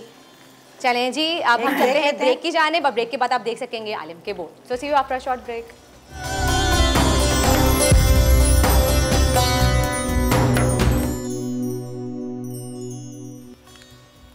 दुनिया बोल है रमजान स्पेशल में आपको वेलकम बैक कहूंगा, और यकीनन आज बहुत बड़ी रात है, इसलिए हमने अब पूरा 1 घंटा आलिम के बोल को दिया है और हम दीन की बात करेंगे इस घंटे में। मेरे साथ 2 बड़े प्यारे और खूबसूरत मेहमान इस स्टूडियो में मौजूद हैं। मैं शुक्रिया अदा करूंगा अल्लामा अमीन शहीदी साहब का कि आप आए, आपने अपना कीमती वक्त हमें दिया। साथ साथ मुझे नात खान ने ज्वाइन किया है, मंसूर अली साबरी साहब, बहुत बहुत शुक्रिया आपका भी। यकीनन आज हमें डिस्कस करना है लैलतुल कदर को। लैलतुल कदर की जब भी बात की जाए तो हमें सूरह कदर से शुरू करना चाहिए। सूरह कदर में अल्लाह सुब्हानहू व तआला क्या फरमाते हैं, पहले ये मैं आपके सामने रखना चाहूंगा। बेशक हमने इस कुरान को शब कदर में उतारा है, और आप क्या समझते हैं कि शब कदर क्या है? शब कदर फजीलत व बरकत और अजर व सवाब में 1000 महीनों से बेहतर है। इस रात में फरिश्ते और रूहुल अमीन जिब्रील अमीन अलैहिस्सलाम अपने रब के हुक्म से खैर व बरकत के हर अमर के साथ उतरते हैं। ये रात तुलुए फजर तक सरासर सलामती है। सुभान अल्लाहिल अज़ीम व बिहम्दिही अस्तगफिरुल्लाह व अस्तगफिरुहु मिन फज़लिही। अल्लामा साहब, मैं चाहूँगा कि आप अपने नाज़रीन को ये समझाएं कि कुरान पाक में अल्लाह हमें क्या समझाना चाह रहा है कि बेशक हमने कुरान को इस रात को नाजिल किया, 1000 महीनों से बेहतर है। क्या हमें ढूंढना है इस रात में, हमें बताइए अल्लामा साहिब। बिस्मिल्लाहिर्रहमानिर्रहीम। सूरतुल क़द्र और शब क़द्र का जो आपस में ताल्लुक़ है, ये बड़ा गहरा और बड़ा अजीब व गरीब है। सुभान अल्लाह। आम तौर पर हम जब शब क़द्र का तज़किरा करते हैं तो हम उमूमन ये समझते हैं कि शब क़द्र की अज़मत कुरान करीम के नुज़ूल की वजह से है, जबकि ऐसा नहीं है। अल्लाहु अकबर। अगर आप हकीकतन देखें तो शब क़द्र अलग चीज़ है और नुज़ूल कुरान अलग चीज़ है। सुभान अल्लाह। शब क़द्र नुज़ूल कुरान की वजह से मुतबर्रिक नहीं है, बल्कि ख़ुद मुतबर्रिक है, और अल्लाह तबारक व तआला ने इस मुतबर्रिक और मुक़द्दस रात का इंतखाब नुज़ूल कुरान के लिए किया है। सुभान अल्लाह। यानी नुज़ूल कुरान हो या न हो, ये रात अपनी जगह जिस अज़मत की हामिल है, उस रात का मुकाबला कोई और रात नहीं कर सकती। सुभान, क्योंकि 313 सूरतें तो बहुत सारी रातों में आई होंगी। सुभान अल्लाह। अब इसमें जो काबिल गौर बात है वो ये है कि कुरान करीम की जो सूरतें हैं, 114 सूरतें जिनका अभी आपने तज़किरा किया, जी जी, ये इसके नुज़ूल के 2 मराहिल हैं। एक मरहला है दफ़ई, जिसमें अल्लाह तबारक व तआला ने कुरान करीम को एक ही बार नबी करीम सल्लल्लाहु अलैहि वसल्लम के क़ल्ब अतहर पर नाजिल फरमाया। सुभान अल्लाह। और दूसरा है तदरीजी, उस तदरीजी नुज़ूल का आगाज़ गारे हिरा से हुआ है, इक़रा बिस्मि रब्बिकल लज़ी खलक़ से। इस एतबार से दो तरह के नुज़ूल हैं। ये जो कुरान करीम के नुज़ूल की बात हो रही है सूरह क़द्र में आज की रात यानी शब क़द्र में, तो ये उस दफ़ई नुज़ूल की बात हो रही है कि अल्लाह तबारक व तआला ने एक ही बार सारा कुरान नबी करीम के क़ल्ब मुबारक पर इस रात में उतारा है। अब ज़रा ख़ुद कुरान करीम की इन्हीं आयात जिनका भी आपने तज़किरा किया, तर्जुमा आपने पढ़ा, मैं उस पर एक एक जुमले पर ज़रा बात करूँगा चूँकि वाकई बहुत गहरा ताल्लुक़ है। सुभान अल्लाह। बिस्मिल्लाहिर्रहमानिर्रहीम, अल्लाह के नाम से जो नहायत रहीम करीम मेहरबान और अपने बंदों से इश्क रखने वाली हस्ती है। सुभान अल्लाह। इन्ना अंज़लनाहू, हमने नाजिल किया। किस चीज़ को नाजिल किया? कुरान करीम को। नुज़ूल एक दफ़ा है, इसलिए कुरान ने कहा अंज़लना, हमने नाजिल किया माजी में। फ़ी लैलतिल क़द्र, किस रात में, किस ज़र्फ़ में? इस रात में जिसको आप शब क़द्र कहते हैं। उसके बाद अब कुरान के नुज़ूल की बात नहीं हो रही, वो ख़त्म हो गई, वो आपको खबर दे दी गई। अब बात हो रही है वमा अदराका मा लैलतुल क़द्र, तुम क्या जानो ये रात कैसी रात है। कुरान की बात नहीं हो रही, फिर बात हो रही है इस रात की। वमा अदराका, तुम क्या जानो, यानी इदराक फहम के उस उम्क़ और गहराई को कहते हैं जहां पहुंचने के बाद हक़ाइक़ इंसान पर बिल्कुल मुनकशिफ हो जाएं। इसलिए कुरान कहता है वमा अदराका, तुम उसकी गहराई तक नहीं पहुंच सकते। वमा अदराका मा लैलतुल क़द्र। उसके बाद लैलतुल क़द्र खैरुन, लैलतुल क़द्र यानी शब क़द्र बेहतर है, खैर है, किससे? 1000 महीनों से। 1000 महीने तकरीबन 82 ईयर्स बनते हैं, 82 साल। खैरुन मिन अल्फ शहर, यानी 82 वो महीने जिनमें शब क़द्र न हो, उनसे ये एक रात बेहतर है। यानी 82 सालों से, 1000 महीनों से ये एक रात जो शब क़द्र है ये बेहतर है। अच्छा, उसके बाद लैलतुल क़द्र खैरुन मिन अल्फ शहर तनज़्ज़लुल मलाइका, यहाँ पर तनज़्ज़ुल है, पहले था अंज़लना, यहाँ पर है तनज़्ज़ुल। अंज़लना यानी माजी, तनज़्ज़ुल यानी इस्तिमरार। मतलब यह है कि हर दफ़ा ऐसा होता है और मुस्तक़बिल में हमेशा जब तक ये आलम है ऐसा होता रहेगा। वो क्या है? तनज़्ज़लुल मलाइकतु वर्रूहु फ़ीहा बिइज़्नि रब्बिहिम, इस रात में अल्लाह की तरफ से तमाम मलाइका, अल मलाइका है, अलिफ लाम है मलाइका के आगे, सिर्फ मलाइका नहीं है कि कहें एक मलक सारे, बल्कि अल मलाइका है। अल मलाइका यानी कुल मलाइका, जितने भी अल्लाह के फरिश्ते हैं सारे नाजिल होते हैं। अल्लाह अकबर। तनज़्ज़लुल मलाइका, और हमेशा नाजिल होते रहेंगे। नहीं, ऐसा नहीं है कि एक दफा हुए। अल्लाह अकबर। अहम नुक्ता यह है, एक दफा नहीं बल्कि हमेशा इस रात में नाजिल होते रहेंगे। तनज़्ज़लुल मलाइकतु वर्रूह, ये रूह क्या है? रूहुल अमीन, यानी उन तमाम फरिश्तों का कमांडर, उन तमाम फरिश्तों का सरबराह, उन तमाम फरिश्तों का सरदार। उस सरदार की मईयत और हमराही में तमाम फरिश्ते नाजिल होंगे। अब ये फरिश्ते कौन से हैं? कौन से हैं? अल्लाह तबारक व तआला ने इस पूरे आलम के नज़्म व नस्क की जिम्मेदारियों को तकसीम करके मुख्तलिफ गुरोहों के हवाले किया है फरिश्तों में। और उनमें कुछ फरिश्ते किस्मत के फैसले लिखते हैं, कुछ फरिश्ते रोज़ी पहुंचाने का ज़रिया हैं, कुछ फरिश्ते इंसानों की मुसीबतों में हिफाजत का ज़रिया हैं, कुछ फरिश्ते दरख्तों पर मेवे लगवाने का ज़रिया है, कुछ फरिश्ते बारिशों के नुज़ूल का ज़रिया हैं, कुछ फरिश्ते इक़ाब के ज़िम्मेदार हैं। इस तरह से हर वो काम जो इस दुनिया में इंसान से मुताल्लिक़ है वो मुख्तलिफ फरिश्तों के गुरोहों के ज़िम्मे है। इसलिए अब आयत ये कहती है कि इस रात में अल्लाह के वो तमाम फरिश्ते ज़मीन पर नाजिल होंगे, तमाम, एक नहीं, एक गुरोह नहीं, और उन तमाम फरिश्तों की सरबराही रूहुल अमीन करेंगे। और ये सिर्फ एक रात में नहीं होगा बल्कि हर शब क़द्र में होगा। अब एक सवाल है, नबी करीम जब मौजूद थे सल्लल्लाहु अलैहि वसल्लम, तो ये सारे फरिश्ते उतरते थे नबी करीम की बारगाह में। बेशक आपकी बारगाह में इंसानों के मुक़द्दरात को पेश करते थे, आपकी बारगाह में इंसानों की किस्मत के फैसले लिखे जाते थे। इसलिए नबी करीम सल्लल्लाहु अलैहि वसल्लम फरमाया करते थे इस रात में मस्जिद में रहो, इस रात में क़िबला रुख होके सुजूद, रुकू, क़ियाम क़ुऊद, दुआ, मुनाजात और कुरान करीम की तिलावत और नमाज में ये शब गुजारो। इस रात में सोने की इजाज़त नहीं है। इस रात में सिर्फ तुम्हारी आंखें नहीं बल्कि तुम्हारे दिल को बेदार होना चाहिए। इस रात में तुम्हारे जहन और तुम्हारी रूह को अपने रब की तरफ मुतवज्जे होना चाहिए, क्योंकि ये रात तकसीम की रात है। ये रात तुम्हें अता करने की रात है। जब अता करने की रात है तो तुम जैसे होगे वैसे मिलेगा। सोए हुए होगे तो इंसान सोया हुआ जब होता है तो गाफिल होता है, गफलत जब होगी तो आप फैज़ नहीं पाएंगे।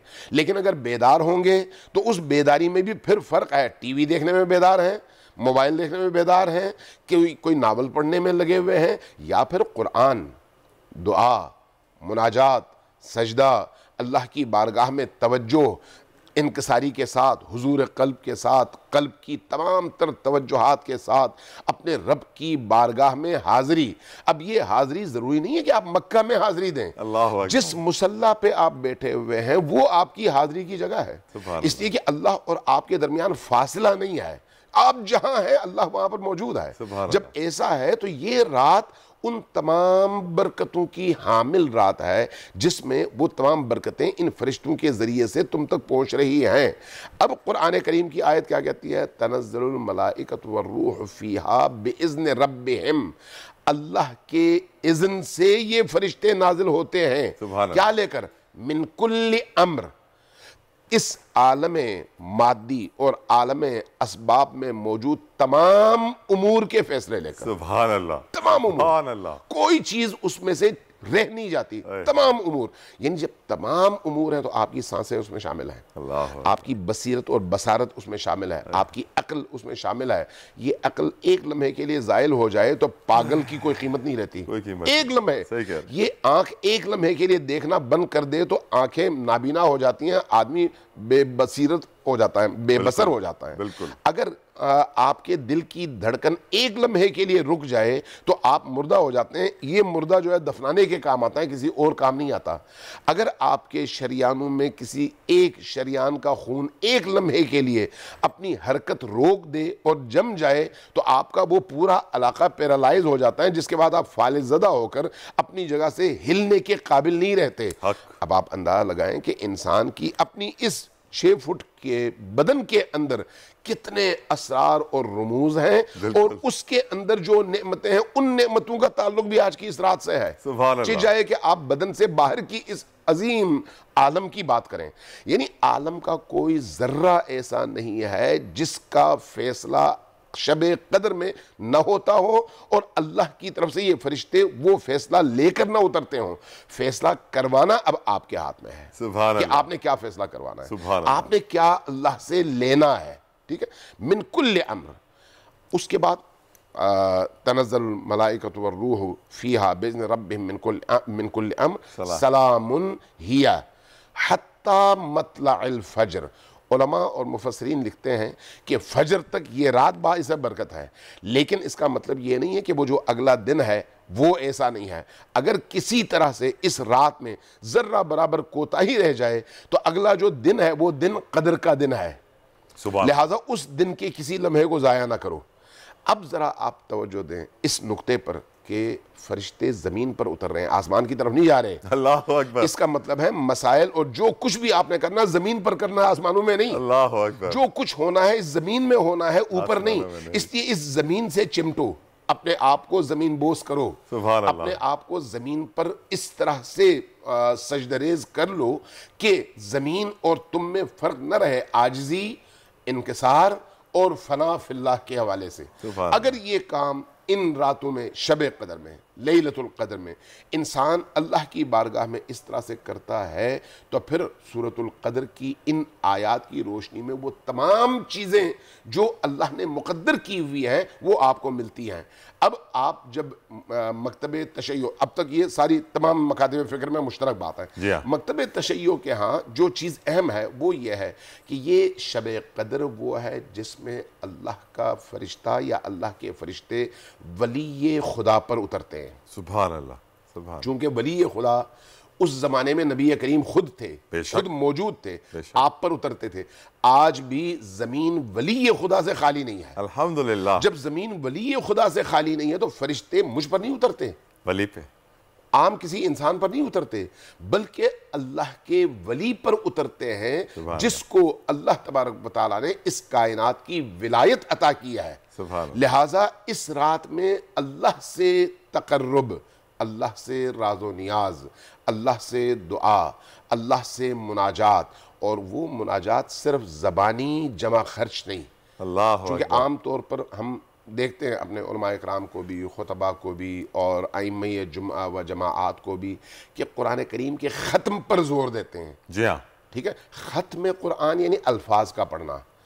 अल्लाह को अल्फाज नहीं, रूह चाहिए, दिल चाहिए। अल्लाह को दिल चाहिए, अल्लाह को तवज्जो चाहिए। आप तवज्जो देंगे, एक लफ्ज बोलेंगे, वो एक लफ्ज आपको जोड़ देगा। तवज्जो नहीं देंगे, पूरा कुरान पढ़ेंगे, आप जुड़ नहीं सकेंगे। सुभान अल्लाह, सुभान अल्लाह। अल्लामा साहब, नबी करीम आका दो जहां रहमतुल्लिल आलमीन वजह तख्लीक कायनात सल्लल्लाहु ताला अलैहि वसल्लम, उनका घराना मौला कायनात शेर खुदा हज़रत अली इब्न अबी तालिब अलैहिस्सलाम, हसनैन करीमैन अलैहिस्सलाम, अम्मा जान फातिमा ज़हरा सलामुल्लाह अलैहा, इस रात में क्या इबादतें करते थे, इनका तरीक़ेकार क्या होता था, ये भी हम जानना चाहेंगे आपसे। देखिए, ये रात चूँकि इबादत की रात है, बेशक शब क़द्र, शब क़द्र का आगाज़ होता है 19 की रात से। इस हवाले से कि रिवायात दो तरह की हैं, शिया सुन्नी दोनों में। ताक रातों में कहा गया है कि तलाश करो, ताक रातों में। मैं मुस्नद इमाम अहमद हम्बल की रिवायात देख रहा था, उन्होंने कोई 10-12 रिवायतें नकल की हैं जिसमें उन्होंने कहा है कि नबी करीम ने 23वीं रात पर सबसे ज़्यादा जोर दिया। अल्लाहु अकबर। 23वीं रात पर फोकस किया। लेकिन दूसरी रिवायात कहती हैं कि 19वीं, 21वीं, 23वीं, 25वीं, 27वीं और 29वीं, ये जो ताक रातें हैं, इनमें आप शब क़द्र को तलाश करें। ये दोनों तरह की रिवायतें मौजूद हैं। तो नबी करीम की जो अपनी सीरत रही वो ये है कि ये रात एक लम्हे के लिए सोते नहीं थे। बिलउमूम जो आपकी रविश और आपकी सुन्नत है, सुन्नत से मुराद यानी जो आपकी आदत थी, जो आप करते थे, आप जो अंजाम देते थे, वो ये था कि ये जो आखिरी अशरा है इसमें बिस्तर समेट दिया जाता था। अल्लाह, और आप सिर्फ मुसल्ला पे होते थे, आप गुफ्तगू नहीं फरमाते थे, बल्कि आपकी पूरी तवज्जो अपने रब और रब से होने वाले उस ताल्लुक पर थी। सुभान अल्लाह। अब चूंकि नबी करीम की ये रविश थी तो जाहिर है नबी करीम से जुदा नहीं है ये अहलुल बैत। अहलुल बैत वही करते हैं जो नबी करते थे। इसलिए हज़रत इमाम हसन अलैहिस्सलाम से बाज़ रिवायतें मनकूल हैं कि हमने अपनी वालदा को इन रातों में हमेशा अल्लाह की बारगाह में सर्व सुजूद और क़याम की हालत में देखा, यहाँ तक कि इतनी देर मेहराब इबादत में आप खड़ी होती कि आपके पाँव मुतवर्रिम हो जाते, सूज जाते, लेकिन आप अपनी इबादत छोड़ती नहीं। इसलिए रिवायात कहती हैं कि हज़रत फ़ातिमा ज़हरा सलामुल्लाह अलैहा को ज़हरा इसलिए कहा गया कि आप जब इबादत के मेहराब में खड़ी हो जाती तो आपकी नूरानियत से आसमान नूरानी हो जाते हैं और आसमानों की उस नूरानियत की वजह से आपको ज़हरा का लक़ब मिला। सुभान अल्लाह। अब ये सिर्फ बीबी दो आलम हज़रत फ़ातिमा ज़हरा सलामुल्लाह अलैहा ही का खासा नहीं है, अमीरुल मोमिनीन अली इब्न अबी तालिब की भी यही सूरत हाल है। चूँकि एक ही नूर की मुख्तलिफ शुआएँ हैं ये हस्तियाँ। इमाम हसन मुज्तबा अलैहिस्सलाम की भी यही सूरत हाल है, इमाम हुसैन अलैहिस्सलाम की भी यही सूरत हाल है। चूँकि उबूदियत और बंदगी में अगर कायनात में कुछ सीखना है तो या नबी से सीखना है या इस घराने से सीखना। पूरा घराना नूर का है। आज के दिन जो है यकीनन आपने हमें समझा दिया कि हमें पूरी रात जागना है, फजर तक जागना है। कौन सी इबादतें करनी चाहिए अल्लामा साहब ये भी बताइए। कुछ लोग नमाज तस्बीह पढ़ते हैं, कुछ लोग कुरान पाक पढ़ते हैं। व्हाट इज़ द बेस्ट इबादत टू डू टुनाइट? देखिए, एक तो है 2 रकत नमाज है जिसमें 7-7 बार सूरह हमद के बाद कुल हुवल्लाहु अहद यानी सूरतुल इखलास पढ़ने की ताकीद है। ठीक, ये 2 रकत नमाज ख़त्म करने के बाद 70 बार इस्तिग़फ़ार है। लेकिन ये इस्तिग़फ़ार फिर वही मैं अर्ज़ करूँगा कि ये इस्तिग़फ़ार सिर्फ जुमला नहीं है, अस्तग़फ़िरुल्लाह रब्बी व अतूबु इलैह, ये एक जुमला है। इस्तिग़फ़ार ये नहीं है। इस्तिग़फ़ार यह है कि अमीरुल मोमिनीन अलैहिस्सलाम, अमीरुल मोमिनीन अली इब्न अबी तालिब अलैहिस्सलाम की बारगाह में किसी शख्स ने हाजिर होकर बैठते ही उसकी ज़बान से निकला अस्तग़फ़िरुल्लाह रब्बी व अतूबु इलैह, अमीरुल मोमिनीन हमारी तरह तो नहीं थे, वो देखते थे, बातिन देखते थे, रूह देखते थे, अंदर की दुनिया को देखते थे। फ़ौरन फरमाया सकलत के उम्मुक, तुम्हारी माँ तुम पर रोए, ये तुम क्या कर रहे हो? अल्लाह अकबर। तो वो शख्स हैरान हुआ, कहा कि या अमीरुल मोमिनीन मैंने क्या किया? कहा तुमने ये इस्तग़फ़ार पढ़ा, इस्तग़फ़ार को तुमने इतना आसान समझा? तो अर्ज़ किया कि आप फरमाइए मुझे क्या करना चाहिए? फरमाया इस्तग़फ़ार से पहले जाओ, जाकर जो तुमने हराम का गोश्त अपने बदन पर उगाया है इसको पिघलाओ। अल्लाह अकबर। उसके बाद जाओ जो तुमने हराम का माल जमा किया है दूसरों से वो उन तक पहुंचाओ। अल्लाह अकबर। उसके बाद जाओ अपने तमाम गुनाहों के हवाले से अल्लाह की बारगाह में सर्वसुजूद होकर उससे अहद करो कि अब आइंदा मैं गुनाह नहीं करूँगा। ये मुख्तलिफ शराइत बयान करने के बाद फरमाया कि अब तुम इस्तग़फ़ार करो, अल्लाह तुम्हारे इस्तग़फ़ार को कबूल फरमाएगा। सुभान अल्लाह। तो आज की रात इस हवाले से इस्तग़फ़ार की रात है, सुभान अल्लाह। इस हवाले से कुरान की रात है। कुरान में सूरह दुखान खुसूसी तौर पर शब कदर में ज़्यादा से ज़्यादा पढ़ने की ताकीद है, ज़्यादा से ज़्यादा। और इसी तरह से अगर कोई शख्स कर सके तो 100 रकत नमाज पढ़ने की ताकीद है। 100 रकतें यानी 2-2 रकतों के हिसाब से 50 दफ़ा नमाज, ये आज की रात की इबादत है। लेकिन तवज्जो, रकतें पूरी नहीं करनी, तवज्जो देनी है। जहां तक आप कर सके तवज्जो के साथ करें, जहां पर तवज्जो बढ़ जाए वहां पर छोड़ दें, कोई बात नहीं। क्योंकि अल्लाह को जो चीज चाहिए वो आपके रूह की अटैचमेंट है, बदन की नहीं। इसलिए आपकी पूरी तवज्जो अगर इस पर है तो वो काम करें। उसके बाद फिर आप जाएं, अमीरुल मोमिनीन की मुनाजात है, मुनाजात मस्जिद कूफा नेट पे मौजूद है, सौत की सूरत में भी, आवाज़ की सूरत में भी और टेक्स्ट की सूरत में भी। मुनाजात अमीरुल मोमिनीन अली इब्न अबी तालिब मस्जिद कूफा, वो आप देखें, वो आपकी रूह को परवाज अता करती है और आपको आसमानों की सैर करवाती है। वो मुनाजात ऐसी दुआ है, ऐसी मुनाजात है। उसके साथ एक और मुनाजात है जो जंगे बदर में नबी करीम पर उतरी है बाज़ रिवायात के मुताबिक, और उस दुआ को हम कहते हैं दुआए जोशन कबीर। दुआए जोशन कबीर अल्लाह तबारक व तआला के आम तौर पर जो हमारे यहाँ मारूफ हैं 100 अस्मा हैं, अल्लाह के 100 इसमें ना, जिसको हम बड़े तरीके से करीने से खूबसूरत आवाज़ से पढ़ते हैं। लेकिन दुआए जोशन कबीर में अल्लाह तबारक व तआला के 1000 अस्मा हैं। वो 1000 अस्मा आप कायनात में जो कुछ है उन तमाम उमूर की तरफ अल्लाह का कोई ना कोई इस्म इशारा करता है कि अल्लाह वो है। लिहाजा जब वो आप दुआए जोशन कबीर पढ़ते हैं तो दुआए जोशन कबीर का एक एक लफ्ज़ जब आप तवज्जो देते हैं ना तो आपकी अंदर की दुनिया को तब्दील कर देता है। सुभान अल्लाह अल्लामा साहब, सुभान अल्लाह। और मैं आपको बताऊं कि हमारे बुजुर्ग हाफ़िज़ ग़ुलाम मोहम्मद सोहो महमूदी कादी अलमारूफ बाबा साईं मेरे मुर्शिद हमेशा हमें शब बरात पे भी 100 रकात नफल पढ़ाते हैं, इसी तरह 2-2 रकात करके, और दुआए सैफ़ी भी मौलाए कायनात की हम पढ़ते हैं। बड़ा दिल को सुकून मिलता है। आज की रात भी हम बड़ी बातें करेंगे। मेरे साथ नात खां मंसूर अली साबरी साहब मौजूद हैं, इनसे हम नात का नजराना भी सुनेंगे। लेकिन इस ब्रेक के बाद कहीं मत जाएगा, देखते रहिए दुनिया बोल है रमज़ान स्पेशल।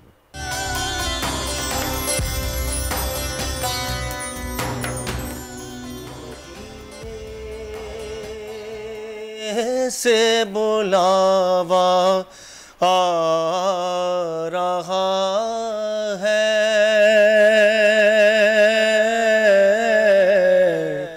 मदीने से बुलावा आ रहा है, मदीने से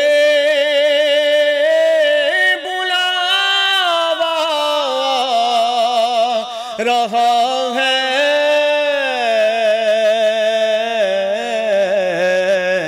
मेरा दिल मुझसे पहले जा रहा है, मेरा दिल मुझसे पहले जा रहा है,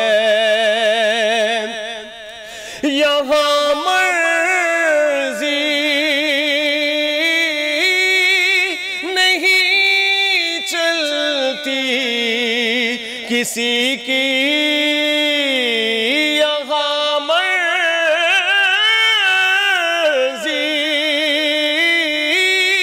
नहीं चलती किसी की मदीने वाला ही बुलवा रहा है। सुभान अल्लाह, सुभान अल्लाह। मदीने वाला ही बुलवा रहा है। नवासों का वो सदका बांटते हैं। नवासों का वो सदका बांटते हैं। ज़माना उनका सदका खा रहा है।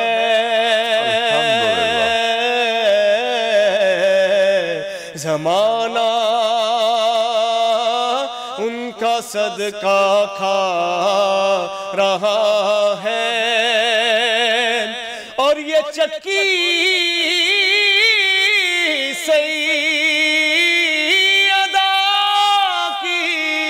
चल रही है।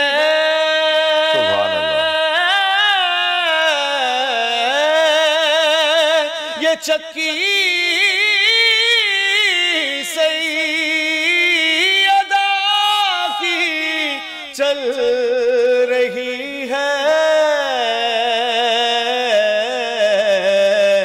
ज़माना जितना लंगर खा रहा है। ज़माना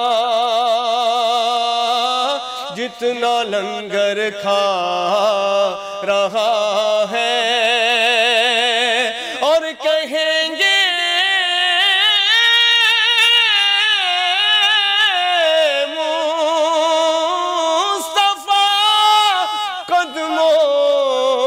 से लग जा,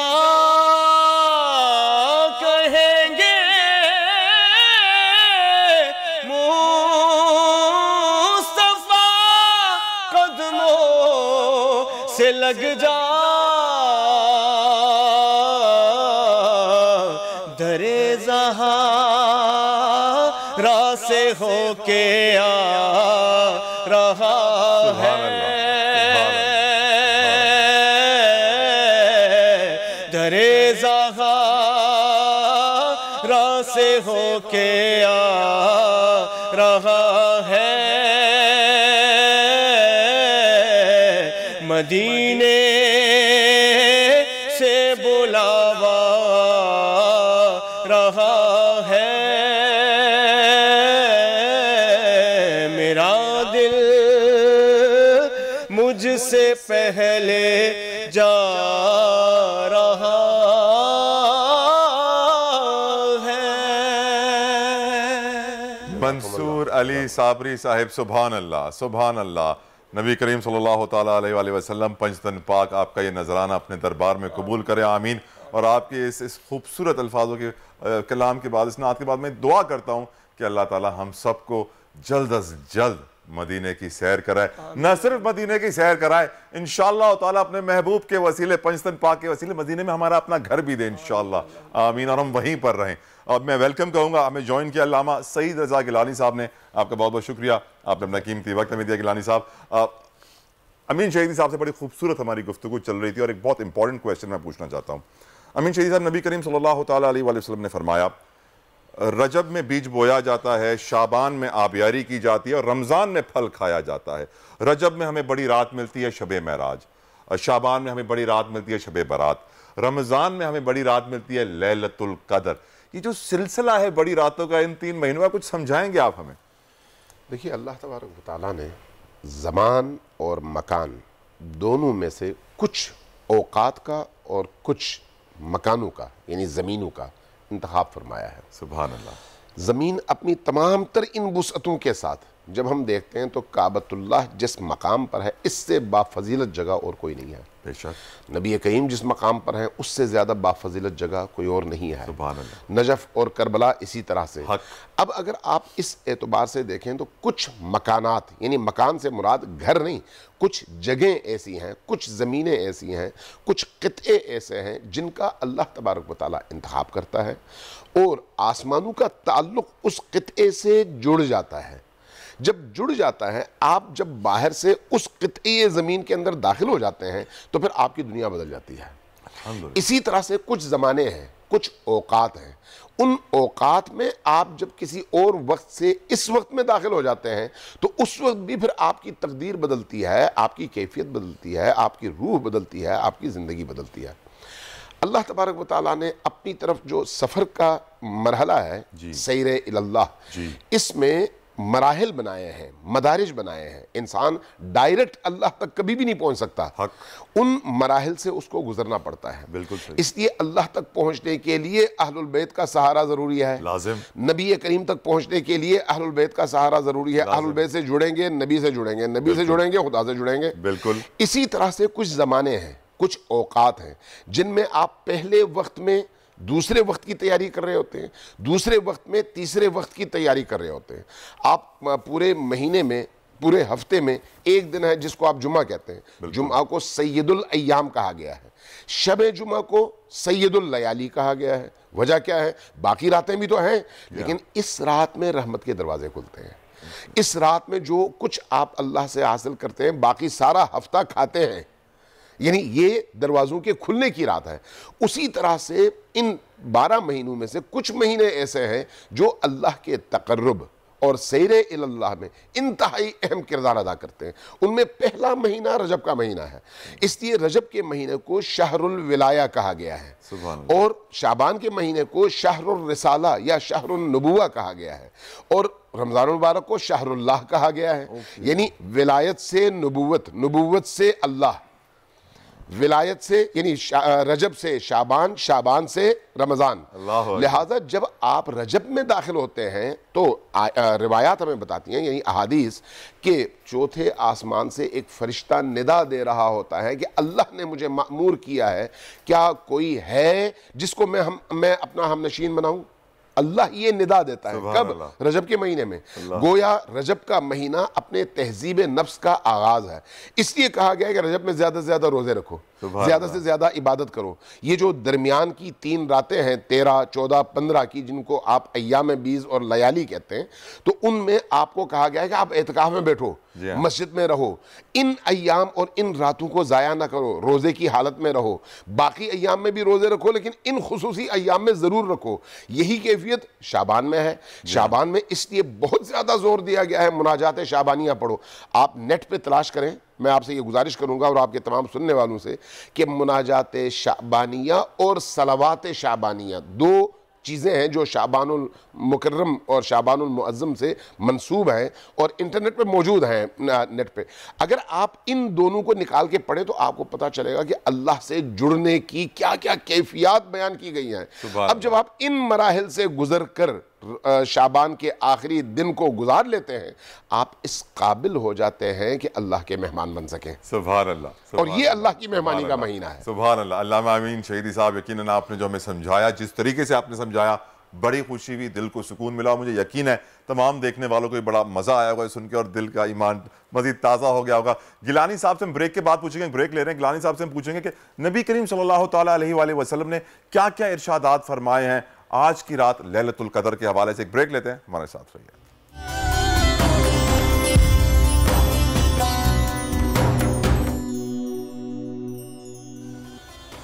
welcome back after the break. आप देख रहे हैं दुनिया बोल है रमज़ान स्पेशल, और रमज़ान स्पेशल में भी आज की इतनी बड़ी रात 27वीं शब, जिसमें हम कहते हैं कि शब क़दर को ढूंढे, लैलतुल क़दर को ढूंढे रमज़ान के आखिरी अशरे में। और इतनी बड़ी रात है कि इस रात की इबादत 1000 महीनों की इबादत से बेहतर है। 1000 महीने का मतलब हुआ 82 साल और 30,000 दिन। अंदाज़ा कीजिए कितनी इंपॉर्टेंट ये रात है। हमारे साथ मौजूद हैं अल्लामा सईद रज़ा गिलानी साहब, इस्लामिक स्कॉलर हैं। गिलानी साहब, मैं आपसे पूछना चाहूँगा कि आका दो जहाँ रहमतुल लिल आलमीन वजह तख्लीक़ कायनात नबी करीम मोहम्मद मुस्तफ़ा सल्लल्लाहु तआला अलैहि वसल्लम ने इस रात के हवाले से क्या क्या इरशादात फरमाए? बिस्मिल्लाहिर्रहमानिर्रहीम रब्बि इश्रह ली सदरी व यस्सिर ली अमरी वहलुल उक़दतम मिन लिसानी यफ़क़हू क़ौली। आज की रात नहायत बाबरकत रात है और शब कदर के अगर हम अल्फाज पर गौर करें कि कद्र के माना क्या हैं, तफसीर कबीर में इमाम राज़ी अलैहिर्रहमान ने इस बारे में लिखा कि कद्र कहते हैं तंगी को, यानी इस रात में अल्लाह तबारक व तआला के फ़रिश्ते इस कदर कसीर तादाद में ज़मीन पर उतरते हैं, उनका नुज़ूल होता है कि उनसे ज़मीन तंग हो जाती है। इसी तरह और तफासिर में भी आया कि ये कद्र के माना बुलंदी, अज़मत और बड़ाई के हैं और ये रात ना सिर्फ़ दीगर रातों पर इसे अज़मत और बड़ाई हासिल है, बल्कि जो इस रात में इबादत की कसरत करता है अल्लाह उसके मर्तबे और मकाम को भी बुलंद फरमा देता है। और ये रात हमें दी क्यों गई, ये अल्लाह तबारक व तआला की बहुत बड़ी नेमत है। अगर हम पिछली उम्मतों का मुताला करें, उनकी पूरी तारीख़ को पढ़ें कि उस वक्त पिछली उम्मतों में लोगों की उम्रें बहुत ज़्यादा हुआ करती थी, कई हज़ार साल भी लोगों की उम्रें रही हैं। नबी करीम सल्लल्लाहु ताला अलैहि वसल्लम ने जब अपने असहाब को, सहाबा कराम को पिछली उम्मतों के वाक़यात बताए और उनकी इबादत के बारे में बताया तो सहाबा कराम कुछ रंजीदा भी हो गए कि अल्लाह के रसूल सल्लल्लाहु ताला अलैहि वसल्लम उनकी तो उम्रें ज़्यादा थी, उनकी इबादत भी बहुत ज़्यादा हो गई। हुज़ूर नबी करीम सल्लल्लाहु ताला अलैहि वसल्लम ने अपने असहाब का जब ये गम देखा तो कुछ आप भी रंजीदा हुए। अल्लाह तबारक व तआला ने जिब्रील अमीन को भेजा और ये जो आयत सूरह मुबारका सूरह कद्र नाजिल फरमाई कि इन्ना अंज़लनाहु फ़ी लैलतिल क़द्र, बेशक हमने कुरान को लैलतुल क़द्र में नाजिल फरमाया। लैलतुल क़द्री आगे जो इरशाद फरमाया कि लैलतुल क़द्री खैरुम मिन अल्फ़ि शहर, कि ए महबूब आप अपने असहाब को तसल्ली दीजिए, उन्हें हौसला दीजिए कि वो गम ना करें, इन्हें एक रात ऐसी दे दी जो 1000 महीनों से ज़्यादा। पिछली उम्मतों की इबादतें हज़ारों सालों की और इस उम्मत के लिए एक रात की इबादत वो 1000 महीनों से बेहतर है। तो ये रात हमें इसलिए अता की गई और इस मुबारक रात आज चूँकि 27वीं शब भी है, उलमा ने इसके बारे में भी फरमाया कि वैसे तो इसे ताक रातों में तलाश करने का हुक्म दिया गया कि रमज़ानुल मुबारक की ताक रातों में शब कदर की तलाश करो, लेकिन चूँकि तफासिर में मुफस्सिरीन कराम, हदीसीन कराम जब इसके इल्मी निकात बयान करते हैं तो उन्होंने कहा कि अगर हम गौर करें कि सूरह कद्र के अंदर अल्लाह तबारक व तआला ने 3 मरतबा ये लैलतुल क़द्र का लफ्ज़ इरशाद फरमाया, इन्ना अंज़लनाहु फ़ी लैलतिल क़द्र वमा अदराका मा लैलतुल क़द्र लैलतुल क़द्री खैरुम मिन अल्फ़ि शहर, फरमाया 3 मरतबा इरशाद फरमाया। अच्छा, फिर और हम गहराई में जाएँ कि लफ्ज़ लैलतुल क़द्र में 9 हुरूफ हैं, सुभान अल्लाह, 9 हुरूफ हैं, फरमाया 9 हुरूफ हैं और 3 मरतबा इरशाद फरमाया। इससे हमें अगर हम कड़ी से कड़ी मिलाएं तो ये भी मालूम होता है और जो गालिब गुमान के 9 को 3 से ज़रब दें तो 27 बनता है, लिहाजा 27वीं शब ये शब कदर की। सुभान अल्लाह अज़ीम, बहुत खूबसूरत बात। यही बताइए कि इस रात आपकी नज़र हम मुसलमानों को कौन कौन सी इबादतें करनी चाहिए, रियाजतें करनी चाहिए? वैसे तो इस रात कसरत के साथ तौबा इस्तग़फ़ार करना चाहिए। उम्मुल मोमिनीन सैयदा आयशा सिद्दीक़ा रज़ियल्लाहु ताला अन्हा, उन्होंने हुज़ूर नबी करीम सल्लल्लाहु अलैहि वसल्लम की बारगाह में अर्ज़ की कि अल्लाह के नबी सल्लल्लाहु अलैहि वसल्लम, अगर मैं शब कदर को पाऊँ तो मैं क्या अमल करूँ, यानी ऐसा कौन सा अमल। अच्छा, नबी करीम सल्लल्लाहु अलैहि वसल्लम के सहाबा कराम हो, अज़वाज मुतहरात हो, आपके अहले बैत अतार हो, वो हुजूर से जब भी कोई सवाल करते थे ये हमारे लिए ये एक तालीम थी, क़यामत तक के मुसलमानों के लिए एक तरीका बयान कर दिया जाता। जब उम्मुल मोमिनीन सैयदा आयशा सिद्दीक़ा रज़ियल्लाहु ताला अन्हा ने यह सवाल किया कि मैं अगर शब कदर को पाऊँ तो मैं कौन सा अमल करूँ, यानी ऐसी कोई दुआ बताइए, कोई ऐसा वजीफ़ा बताइए। हुज़ूर नबी करीम सल्लल्लाहु अलैहि वसल्लम ने बड़ी ही प्यारी दुआ इरशाद फरमाई, फरमाया कि ये दुआ कसरत से पढ़ा करो। और वो दुआ क्या थी, बिल्कुल आसान, हम अक्सर देखते हैं जो रमज़ान मुबारक के दुआया कार्ड होते हैं उसमें भी ये बयान की जाती है कि अल्लाहुम्मा इन्नका अफ़ुव्वुन तुहिब्बुल अफ़्वा फ़अफ़ु अन्नी, कि ए अल्लाह तू मुआफ़ी को पसंद फरमाता है, तू मुआफ़ फरमाने वाला है, तो मुझे तू मुआफ़ फरमा दे। सुभान अल्लाह। और एक और रिवायत मौला अली शेर खुदा करमल्लाहु वजहुल करीम से भी हमें मिलती है कि मौला अली फरमाते हैं कि जो शख्स रात में 7 मरतबा ये शब कदर में या रात में किसी भी रात में वो 7 मरतबा सूरह कद्र को पढ़ ले तो अल्लाह तबारक व तआला उसको शब कदर की इबादत का सवाब अता फरमाएगा। सुभान अल्लाह, और सुभान अल्लाह, 70,000 फरिश्ते उसके लिए मग़फ़िरत की दुआ भी फरमाएंगे। सुभान अल्लाह। अल्लामा सईद रज़ा गिलानी साहब ने बड़ी खूबसूरत बताई हमें बातें। उम्मीद करता हूँ कि हम सब ये इबादतें करेंगे, दुआएं करेंगे, रियादतें करेंगे। तलहा को, वर्दा को इजाज़त दीजिए। आखिर में मैं रिक्वेस्ट करूँगा साबरी साहब से कि आपकी नात में अपने प्रोग्राम का इख्तिताम करना चाहते हैं। बिस्मिल्लाह।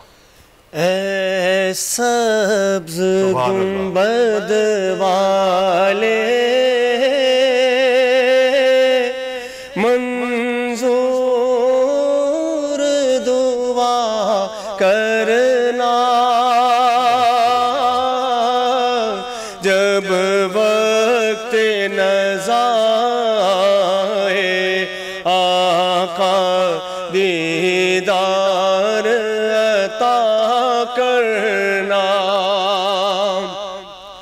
मैं कब्र अंधेरी में